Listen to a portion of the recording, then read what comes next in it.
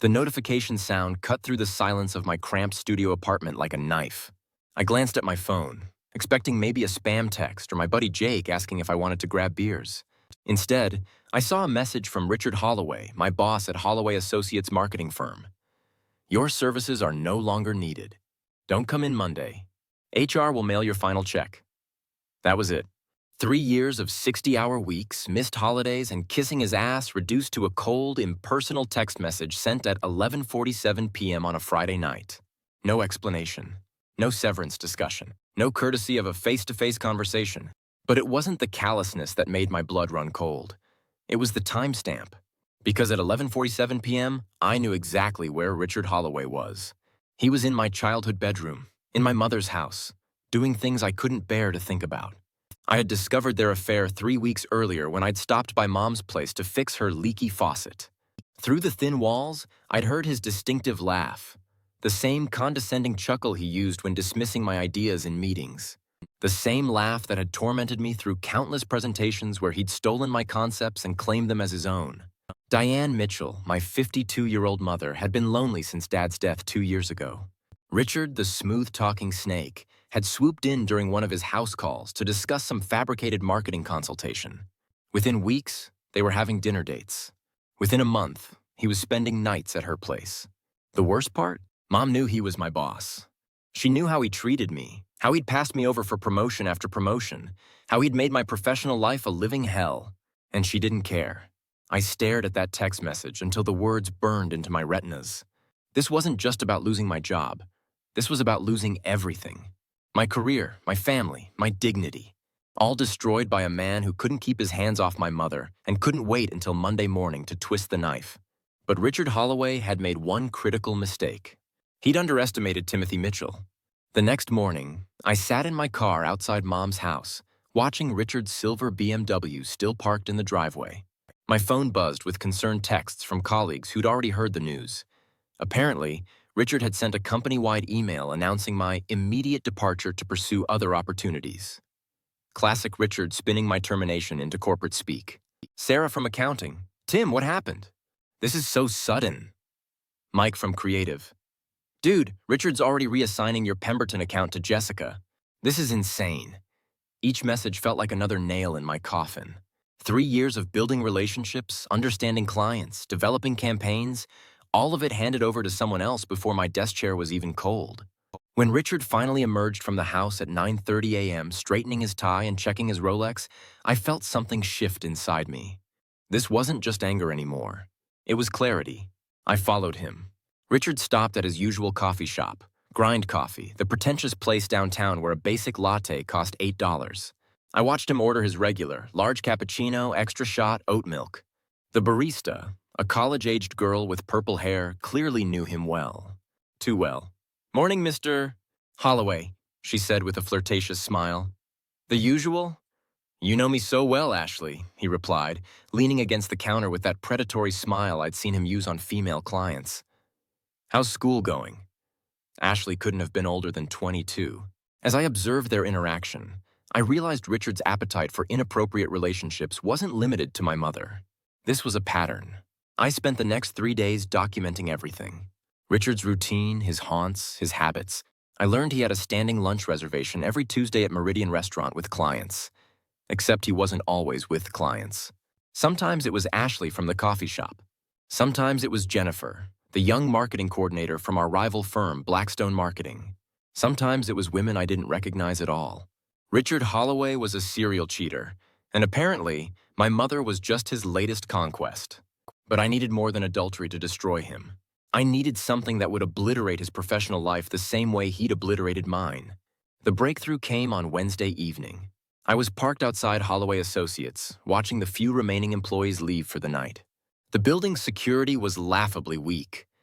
Richard was too cheap to invest in anything beyond basic locks and a single night security guard who spent most of his shift watching Netflix on his phone. I'd kept my keycard. In the chaos of firing me via text, Richard had forgotten to deactivate my building access. Sloppy, but typical of his arrogant assumption that he'd covered all his bases. At 2 a.m., I slipped into the building through the side entrance. The security guard, Kevin, was fast asleep at his desk, drooling slightly onto his uniform. I made my way to the elevator, my heart pounding with each floor that passed. Richard's corner office was exactly as I remembered.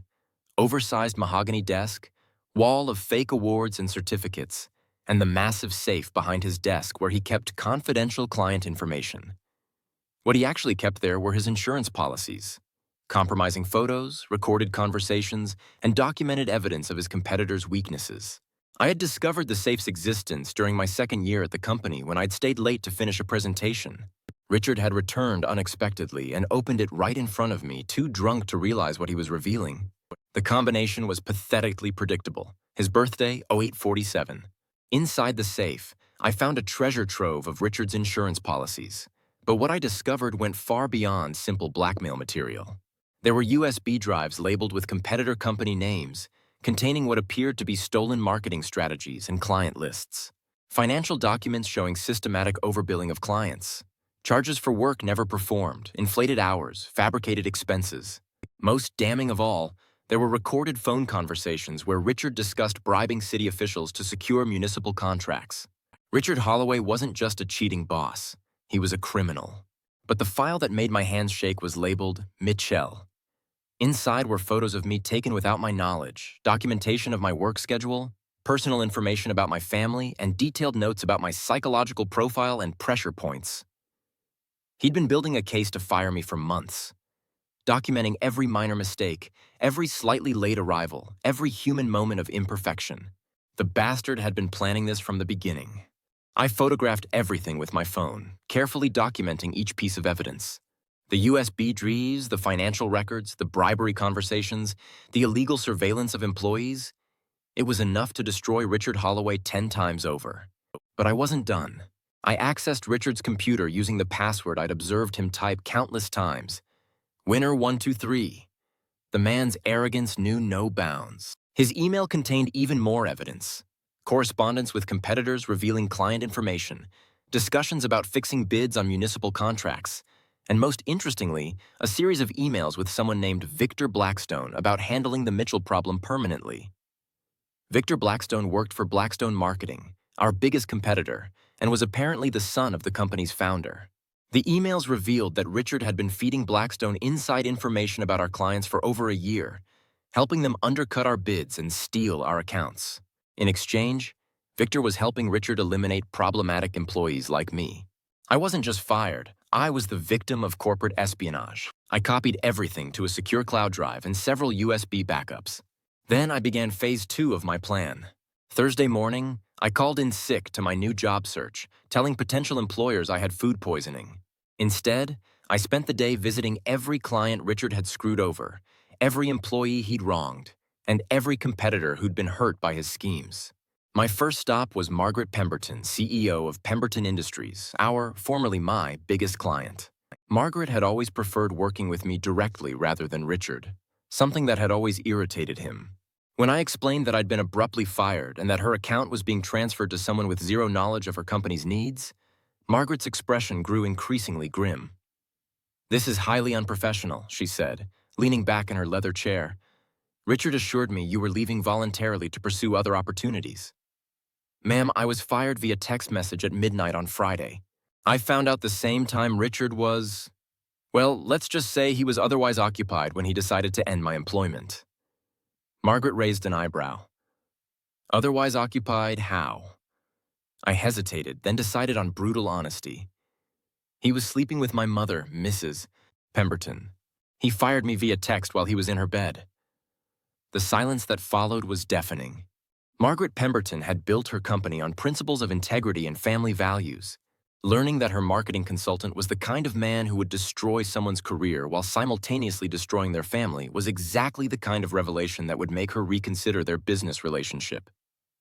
"Mr. Mitchell," she said finally, "I think we need to have a longer conversation." By Friday, I had visited 12 clients, 8 former employees, and 4 competitors. Each conversation planted seeds of doubt about Richard's character and business practices. I didn't share the evidence I'd gathered, not yet. I simply told my story. The text message firing, the affair with my mother, the systematic destruction of my career while Richard was literally in bed with my family. Word spread fast in our industry. Marketing firms in our city were a small, interconnected community where everyone knew everyone. By Friday afternoon, Richard's phone was ringing constantly with clients asking uncomfortable questions. That evening, I sat in my car outside Mom's house again, watching Richard's BMW in the driveway. My phone rang. "Tim, it's your mother. We need to talk." "No, Mom, we really don't." Richard told me what happened. He said you were underperforming, that you were becoming a liability to the company. He said firing you was a business decision, not personal. I almost laughed. Did he mention he fired me while he was fucking you? The sharp intake of breath told me he hadn't shared that particular detail. "Timothy Michael Mitchell, you watch your language." "No, Mom. You watch yours. You're sleeping with my boss, my former boss, the man who just destroyed my career. You know what kind of person he is, how he's treated me for 3 years, and you chose him anyway." "It's not like that, Tim. Richard is a good man. He's been helping me through my grief, supporting me when I needed someone. This thing with your job, it's separate from our relationship." "Nothing is separate with Richard, Mom. Everything is calculated. Every relationship is transactional. You're just another conquest to him, another way to exercise power." "That's not true." "Then ask him about Ashley. Ask him about Jennifer. Ask him about the dozen other women he's been seeing while he's been helping you through your grief." The line went quiet. "What are you talking about?" "Ask him, Mom. Just ask him." I hung up and watched the house. 20 minutes later, I saw shadows moving past the lit windows. Animated shadows, angry shadows. 45 minutes after my call, Richard stormed out of the house, slamming the door behind him. Mom had asked. Saturday morning brought the most satisfying phone call of my life. "Tim, this is Margaret Pemberton. After our conversation yesterday, I did some research. I've decided to terminate our contract with Holloway Associates, effective immediately." "Mrs. Pemberton, I appreciate your support, but I don't want you to make business decisions based on personal sympathy for my situation." "This isn't sympathy, Mr. Mitchell.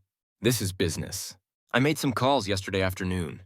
Richard Holloway has been systematically overcharging clients, billing for work never performed, and sharing confidential client information with competitors. What you experienced wasn't just personal, it was part of a pattern of unethical business practices." Margaret had done her own investigation and reached the same conclusions I had. But she'd gone further. She'd contacted other clients, other business leaders, other victims of Richard's schemes. "Mrs. Pemberton, there's something else you should know." I told her about the evidence I'd gathered, the documented proof of Richard's criminal activities. Margaret listened in silence, occasionally asking clarifying questions, her business mind processing the implications. "Mr. Mitchell, I think you should speak with my attorney. What you've uncovered isn't just unethical, it's criminal. And I think you should also speak with the FBI's white-collar crime division." By Monday morning, Richard's world was collapsing. 3 major clients had terminated their contracts over the weekend. The FBI had opened an investigation based on the evidence I'd provided. The state licensing board was reviewing his business practices. And most satisfying of all, Blackstone Marketing had fired Victor Blackstone and was cooperating with federal investigators to avoid their own criminal charges. I sat in my car outside Holloway Associates, watching employees arrive for what would be a very different Monday morning than anyone expected. Sarah from accounting looked confused. Mike from creative kept checking his phone. Jessica, who'd inherited my accounts, looked stressed and overwhelmed. At 9:15 a.m., FBI agents arrived. At 9:30 a.m., Richard's silver BMW pulled into the parking lot. At 9:32 a.m., Richard Holloway was arrested for fraud, bribery, and conspiracy. I watched through my windshield as they led him away in handcuffs, his expensive suit wrinkled, his perfectly styled hair disheveled, his arrogant confidence finally cracked. He saw me sitting in my car and our eyes met for just a moment. In that instant, he understood exactly what had happened and who had orchestrated his downfall. I rolled down my window and held up my phone, showing him the text message he'd sent Friday night. "Your services are no longer needed." Then I drove away. 3 months later, I opened my own marketing consultancy, Mitchell Strategic Communications. Margaret Pemberton was my first client, followed by 7 other companies that had terminated their relationships with Holloway Associates. Within 6 months, I had 15 clients and was hiring my first employees. Sarah from accounting and Mike from creative, both refugees from Richard's collapsed empire. Richard Holloway was sentenced to 8 years in federal prison for fraud and conspiracy. Holloway Associates declared bankruptcy, and their remaining assets were liquidated to pay restitution to defrauded clients. Victor Blackstone received 5 years for his role in the conspiracy. The most satisfying moment came 6 months after Richard's arrest when my mother called. "Tim, I owe you an apology." "Yes, Mom, you do." I was lonely and vulnerable, and Richard took advantage of that. But that's no excuse for choosing him over my own son. I should have seen what kind of man he was. I should have believed you. He showed you exactly who he was, Mom. You just chose not to see it. I know, and I'm sorry. I don't expect forgiveness, but I want you to know that I understand now what I did wrong. It took another year before I was ready to have dinner with her again. Another 6 months before I could trust her judgment. But we rebuilt our relationship slowly, carefully, with clear boundaries and honest communication. 2 years after that Friday night text message, I received an envelope in the mail with no return address. Inside was a newspaper clipping about Richard's parole hearing. Denied. Someone had handwritten a note in the margin. "Thought you'd want to know. He's not getting out anytime soon. A friend." I never found out who sent it, but I suspected it was one of Richard's many other victims who had found their own form of closure in his downfall. I framed that text message, the one that had destroyed my world and ultimately led to the best thing that ever happened to me.